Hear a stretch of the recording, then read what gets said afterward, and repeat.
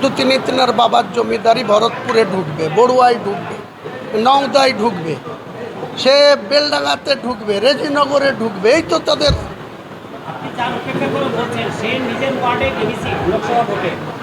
এসবের মূল্যায়ন হওয়া উচিত। নিজে লোকসভাতে সে নিজে জেলার সভাপতির দায়িত্ব থেকে তার নিজের ওয়ার্ডে 3 নম্বর হয়েছে। 1 নম্বর কংগ্রেস, 2 নম্বর বিজেপি, 3 নম্বরে হয়েছে। তাহলে এসবের মূল্যায়ন আবার তারা পুরস্কৃত হচ্ছে। এই তো ব্যাপার। অবশ্যই হচ্ছে। তারা তো গোষ্ঠীদ্বন্দ্বেই ব্যস্ত আছে। তারা নিজের পদকে কি করে আটকিয়ে রাখবো, পদ যাতে না যায়, যেন তেন প্রকারে মানুষের কি হলো তা নিয়ে তো তাদের কোনো মাথা ব্যথা নাই। তাদের মাথা ব্যথা নিজেদের পোস্ট কি করে ধরে রাখবো, সেই পোস্টে কি করে থাকা যায়, কতটা ওয়েল মেরে, কতটা যেভাবে ভুল তথ্য দিয়ে নিজেদের ক্ষমতায় কি করে আঁকড়িয়ে থাকবো, এটাই তো তাদের উদ্দেশ্য। সাধারণ মানুষ নিয়ে তো তাদের কোনো চিন্তা ভাবনা নেই। তৃণমূল দল কন্ট্রাক্টরই তো সারা দেশ চলছে। কন্ট্রাক্টর তো তারাও একটা লাইসেন্স প্রাপ্ত কন্ট্রাক্টর, যারা নিয়ম মেনে কন্ট্রাক্টরি পেতে চায় বা নিতে চায়, সেটা গোটা দেশ চলছে। তো শুধু সেটা আপনারা অনুসন্ধান করুন, আমিও কিছু বলবো না। কিন্তু দ্বন্দ্ব আছে, এটা সবাই জানে। আর সেই দ্বন্দ্বর যখন অতিক্রম করবে তার ফল কি হতে পারে, যেটা ভাঙড় হয়েছে, যেটা সাঁইথিয়া হয়েছে, সেটা যেন মুর্শিদাবাদে না হয়, এটাই আমি আগাম সতর্ক করছি। বলছি যে আপনি আপনার বক্তব্যে ভাঙড়ের কথা এবং সাঁইথিয়ার কথাও বললেন। কোথাও কি ভরতপুর বিধানসভার বিধায়ক হুমায়ুন কবির কি খুনের রাজনীতির দিকে এগিয়ে যাবে? হুমায়ুন কবিরের খুনের রাজনীতি করার কোনো প্রয়োজনীয়তা নেই বা ভবিষ্যতেও থাকবে না। কিন্তু আমি আশঙ্কা করছি যে লাভপুর বিধানসভার অন্তর্গত সাঁইথিয়া থানার অন্তর্গত পীযূষ ঘোষ, যিনি একজন অঞ্চল তৃণমূলের সভাপতির দায়িত্বে ছিলেন, তিনি তেনার বাড়িতে ছিলেন। তাকে কে বা কাহারা তাকে ফোন করে ডেকে নিয়ে গিয়ে তাকে প্রাণঘাতী হতে হলো, তাকে তার মৃত্যু কোলে ঢলে পড়তে হলো।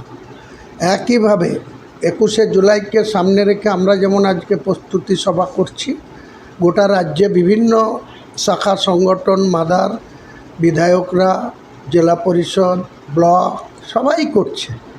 তো সেই রকম ভাঙড়ে একটা প্রস্তুতি সভা করে রেজ্জাক,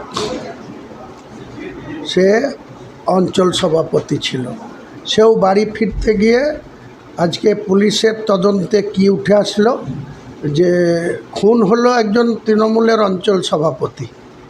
আর খুন করলো যারা আসামি, তারাও তৃণমূলের কেউ 2023-এর পঞ্চায়েত নির্বাচনে তৃণমূলের লোগোতে তারা প্রার্থী ছিল। এটা আমি অত্যন্ত দুঃখজনক, মর্মান্তিক। আমি একজন তৃণমূল কংগ্রেসের বিধায়ক হিসাবে আমরা এই ধরনের রাজনীতি কোনোদিনই কাম্য নয় বা কোনোদিনই চাই না। কারণ মরছেও তৃণমূল, মারছেও তৃণমূল, জেলে যাচ্ছেও তৃণমূল। তাহলে দলের আগামী দিনে যারা জেলা বা ব্লক নেতৃত্ব দিচ্ছে, রাজ্যের সর্বোচ্চ নেত্রী বা নেতা কী করবে? কিন্তু আমাদেরকে সংশোধন হতে হবে, আমাদেরকে মানুষকে সঙ্গে নিয়ে মানুষের কল্যাণে কাজ করতে হবে।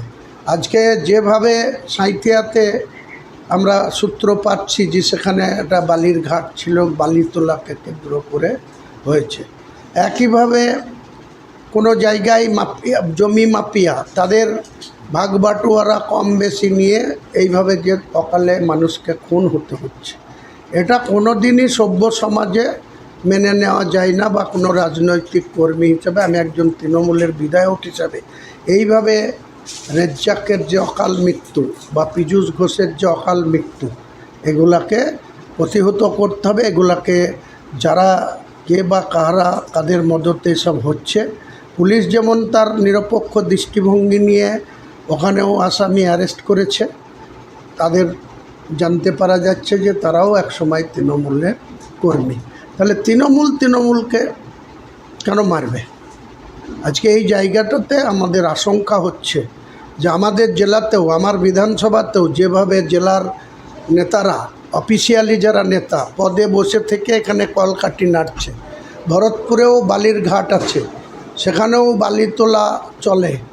কাজে সেই সব নিয়ে যেন কোনো তৃণমূল কর্মীকে আগামী দিনে মৃত্যুবরণ করতে না হয়, তাই আমি আগাম করে সতর্ক করছি জেলার নেতাদের যে আপনাদের সতর্ক থাকা উচিত, বা যারা এই সমস্ত অসামাজিক কাজে বা জমি মাফিয়া হিসাবে বা বালির ঘাট থেকে তোলার সঙ্গে যুক্ত আছে, তাদের অবিলম্বে তদন্ত করে তাদের সেই যে ক্ষমতা দিয়ে রাখা হয়েছে সেই ক্ষমতা থেকে সরান এবং ক্ষমতা কেড়ে নেন। তা নাহলে আগামী দিনে এই ধরনের ঘটনা যাতে এখানেও না ঘটে তার আশঙ্কা আমি করছি।